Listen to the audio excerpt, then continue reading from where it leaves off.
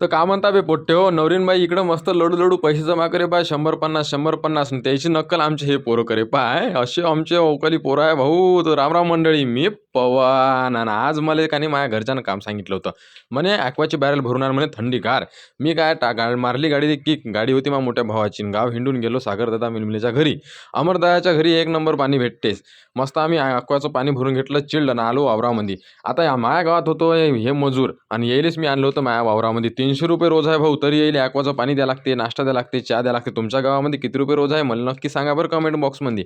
Soybean टोबाची होती मला, तर मी सोयाबीन टोबायला हे मजूर आणलं होतं.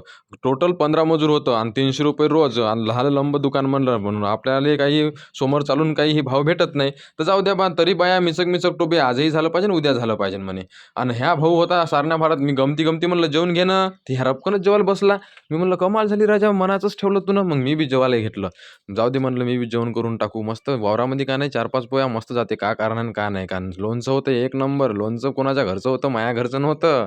हे अरविंद भाऊ वैरकरच्या घरचं होतं. घेतलं खाऊन मी रपारप. मग आलो मी घरी.